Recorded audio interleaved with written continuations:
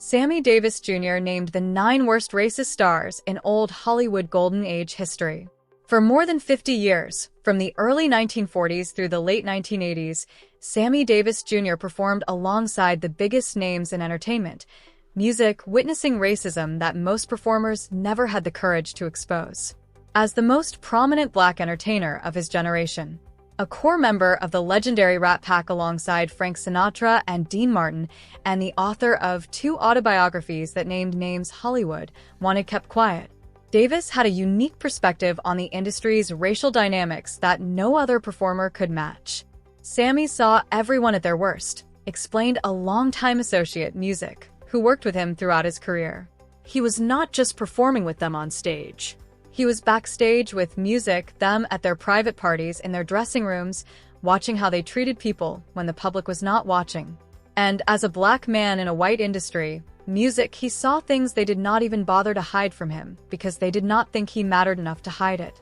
According to Davis's own published autobiographies, Yes, I Can and Why Me, documented interviews from his contemporaries, verified historical records, and accounts from those who worked alongside these stars across multiple decades. Music, the patterns of racism among Hollywood's biggest names were not isolated incidents or bad days. These were sustained behaviors that shaped the industry for generations. Stars who performed in full blackface and called it entertainment. Directors whose most celebrated works were used as recruiting tools for hate organizations. Icons who openly declared white supremacist views in national publications and never apologized. And beloved performers whose own children exposed the racism practiced behind closed doors. Most shocking were the names America trusted most. The director whose genius literally invented modern cinema and then used it to resurrect the most violent hate organization in the country's history. The 3-time Oscar winner, who reportedly celebrated the assassination of Martin Luther King Jr., and at number 1, the biggest cowboy star who ever lived. A man who called music Sammy his friend, defended him in public, and then told the world in print that he believed in white supremacy. Davis's 5 decades in the industry gave him something no other performer had: the ability to see Hollywood's racism not as an outsider looking in, but as a black man living through every moment of it. He watched who evolved as America changed and who dug in deeper. He knew which smiles were real and which ones disappeared the moment the cameras stopped rolling. But first, we need to understand how the man who literally built the foundation of modern cinema used his genius to create the most devastating piece of racist propaganda in American history. Number 9. D.W. Griffith. Before there were racist movie stars, there was the man who built the machine that created them. D.W. Griffith is known as the father of American cinema. He invented the close-up. He pioneered cross-cutting between scenes. He created music, the first Hollywood epic. Without D.W. Griffith, the film industry as we know it simply does not exist. But in 1915, Griffith used every ounce of his genius to create the most powerful piece of racist propaganda in American history. The Birth of a Nation was a 3-hour epic that portrayed the Ku Klux Klan as noble heroes riding in to save the South from what? Music. The film depicted as savage, animalistic, intellectually inferior freed black people. Every single black character, music, was played by white actors in blackface. The film showed emancipated slaves as heathens who were unworthy of freedom and whose primary goal was to prey on white women. The NAAC protested screenings across the country. Music. Griffith did not care. He called it history. And here is what that so-called history music actually accomplished. The Ku Klux Klan had been virtually extinct for decades. Griffith's film brought it back from the dead.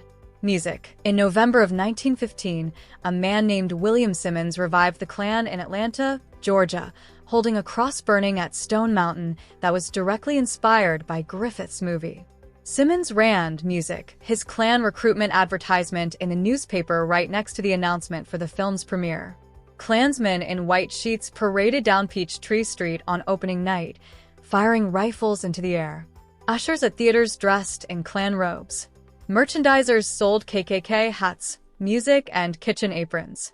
By 1925, the Klan had 5 million members. Historians have stated plainly that without this film, the revival of the Klan would never have happened. The birth of a nation was used as a KKK recruiting tool well into the 1960s. The man who invented modern cinema used his invention to resurrect the most violent racist organization in American history. And for decades, Hollywood thanked him for it. The Directors Guild of America named their highest music award after Griffith in 1953. It took them nearly half a century to feel ashamed enough to rename it. They finally did in 1999, but by then the damage had been done generations ago. Number 8. Shirley Temple.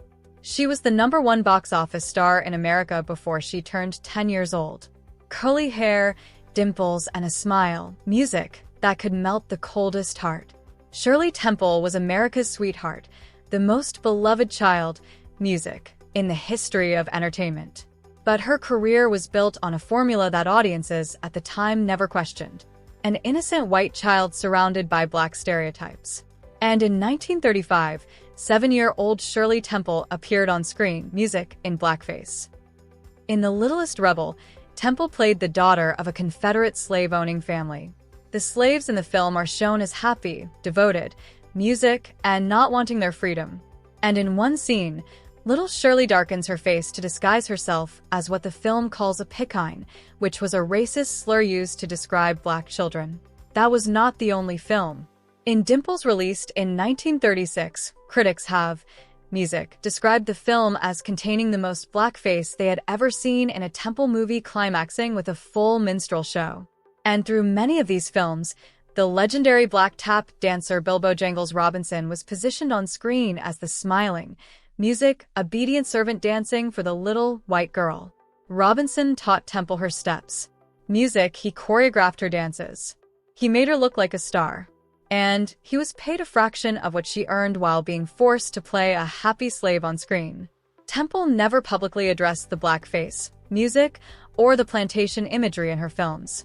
America's most innocent face was selling the most poisonous message in Hollywood: that slavery was not so bad, that black people were happy to serve, and that a little white girl in blackface was simply adorable. Number 7. Fred Aire, the greatest dancer in the history of cinema. 10 legendary films with Ginger Rogers, a man whose talent was so extraordinary that audiences believed he was dancing on air. But what most people do not know is where Fred Astaire actually learned to dance the way music he did. He learned from black performers. Specifically, he studied the work of Bilbo Jangles Robinson and a dancer named John Bubbles, whom Astaire privately, music, called the greatest tap dancer who ever lived. And in 1936, Astaire decided to honor those black artists by painting his music face black. In the film Swing Time, which is still considered one of the greatest musicals ever made, Astaire performed a number called Bojangles of Harlem in full blackface. The number opens with a stage prop showing giant shoe soles arranged to look like a black face, with enormous exaggerated red lips. Then Astaire emerges dancing with a wide grin, exaggerated minstrel-style hand movements, and a deliberately different style from his usual elegance. He called it a tribute, but here is the cruel truth. The real Bill Robinson style was upright and delicate. What Astaire performed was not an homage. It was a caricature. He took everything black dancers could teach him. He absorbed their moves, their rhythms, their genius. He became the most famous dancer in the world because of what they gave him. And then he painted his face black and called it a tribute. Meanwhile, the real Bojangles Robinson died penniless in 1949. Despite having earned millions during his career, his friend Ed Sullivan had to pay for his music funeral. 32,000 people filed past his casket to pay their respects. But today, most people only remember his name because a white man in blackface borrowed it for a song. Number 6. Mickey Rooney. If Fred Astaire showed how Hollywood degraded black performers, Mickey Rooney showed that the racism extended to every non-white group in America. Music. In 1961, Rooney appeared in Breakfast at Tiffany's alongside Audrey Hepburn in what is now widely considered the single most racist performance in the history of cinema. As the character Miss Junoshi, Rooney had his eyes taped back, wore prosthetic buck teeth, and delivered every line, music, in a screeching, exaggerated accent. This was not the 1930s. This was 1961. The civil rights movement was already underway. And yet, One of the biggest stars in Hollywood put on yellow, music face, and turned an entire race of people into a punchline.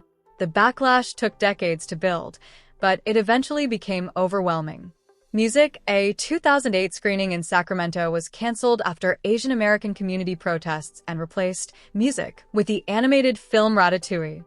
In the United Kingdom, a television network edited out every single one of Rooney's scenes from their broadcast. The 1993 film Dragon, the Bruce Lee story, included a scene showing Bruce, music, Lee becoming visibly upset while watching Rooney's performance in a theater. And when confronted about it decades later, Rooney's response was stunning in its ignorance. He said he was shocked to hear that the role had been called racist and claimed that in more than 40 years, not one person had music ever complained. The director, Blake Edwards, had the decency to express regret, saying he wished he had never done it. But Rooney never truly understood the damage, and the performance, music, remains permanently embedded in one of the most beloved films of all time. Every time someone watches Breakfast at Tiffany's, every time someone celebrates Audrey Hepburn walking down Fifth Avenue, Mickey Rooney is right there, too. Taped eyes and buck teeth, a permanent stain on a so-called classic. Number 5, Bing Crosby. The best-selling music recording artist of the entire 20th century. The man whose voice defined Christmas for generations. Bing Crosby was the biggest musical star America had ever seen, the #1 box office draw for 5 consecutive music years, and the singer of White Christmas, which remains the best-selling single, music in the history of recorded music. And in 1942, he performed in full blackface in the film Holiday Inn. Crosby performs a number called Abraham for Lincoln's Birthday in complete minstrel makeup.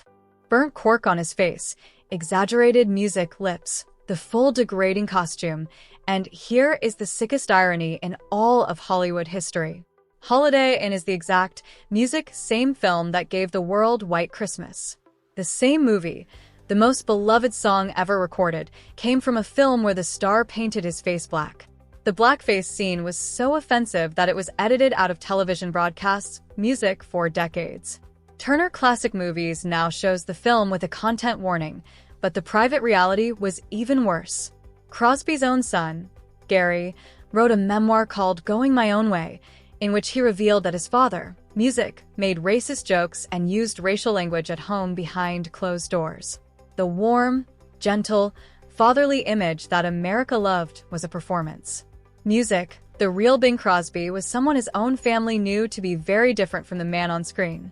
While Crosby performed racism on screen and practiced it at home, the legendary icon at number 4 took it even further. Number 4, Walt Disney. Music, his name is synonymous with magic, innocence, and childhood wonder. Walt Disney created Mickey Mouse, built Disneyland, and won 22 Academy Awards, more than any individual in history. But the man behind the magic had music secrets that his company has spent decades trying to erase. In 1946, Disney produced Song of the South, a film that depicted a formerly enslaved man named Uncle Reese as blissfully happy on a southern plantation, cheerfully telling stories to white children as though slavery had been a pleasant experience. The NAACP warned Disney before the film was even released. He ignored them completely. When the film hit theaters, the NAACP picketed screenings and called it a dangerous distortion of facts. Song of the South has never been music released on home video or streaming in the United States. Disney's own company has effectively buried it because even they know how indefensible it is. But they kept profiting from the song Zip-a-Doo-ah and from the Splash Mountain theme park ride, which was not rethemed until 2024. And that was not all. Dumbo featured a group of crows led by one literally named Jim Crow, speaking in exaggerated black stereotypes. Peter Pan included the musical number, What Made the Red Man Music, Red, with grotesque caricatures of Native Americans. Disney reportedly used the term pickaninny, and there was the darkest connection of all. Disney reportedly attended meetings of the German-American Bund, a pro-Nazi organization in the 1930s. In 1938, he welcomed the Nazi filmmaker Leni Riefenstahl to his studio at a time when every other studio in Hollywood had refused to see her because of her direct association with Adolf Hitler. Disney was also a founding member of the Motion Music Picture Alliance for the Preservation of American Ideals, a group that included known anti-Semites, music, and racists. The Happiest Place on Earth was designed by a man who welcomed Nazis, ignored warnings from civil rights leaders, and built an empire on stereotypes so toxic that his own company is still trying to bury them 80 years later. Number 3. James Stewart. Music. He played George Bailey in It's a Wonderful Life. He played Mr. Smith, who went to Washington to fight for the common man. He was voted the third greatest male star in the history of American cinema. James Stewart was supposed to be the good guy, not just on screen. In real life, that was the whole point of Jimmy Stewart, and it was a lie. On the set of The Man Who Shot Liberty Valance in 1962, director John Ford asked Stewart what he thought of black actor Woody. Music, Strode's costume. Stewart replied that it looked a bit too much like Uncle Remus. Music, Ford then called over the entire cast and crew and announced that one of our players does not like Woody's costume. I do not know if Mr. Stewart has a prejudice against Negroes, but I just wanted you all to know about it. Stewart later said he wanted to crawl into a mouse hole. John Wayne told him, "Welcome to the club." And Strode's own assessment of Stewart was devastating. He said that Stewart was too decent a person to be a hard-case music racist, but that the racism was institutional. He said it was the kind you find in music good, sincere white Christian types like Jimmy Stewart, and that Stewart tried hard not to be like that, but you had to be black to recognize it. Then in 1971, on his own television series The Jimmy Stewart Show, Stewart had black actor Hal Williams fired from Music, the program, because he was uncomfortable with his character being in a subservient role to a black man. The role was recast with a Music white actor. The man who played the most compassionate character in movie history could not tolerate a black man giving his character an order on television. The show lasted one season and was canceled, but the damage to Hal Williams and the truth about James Stewart would linger far longer than any sitcom ever could.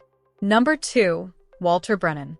He is the only actor in history to win 3 Music Academy Awards for Best Supporting Actor. He won in 1936, 1938, and 1940 over 230 films. Audiences loved him for playing warm, folksy, lovable characters.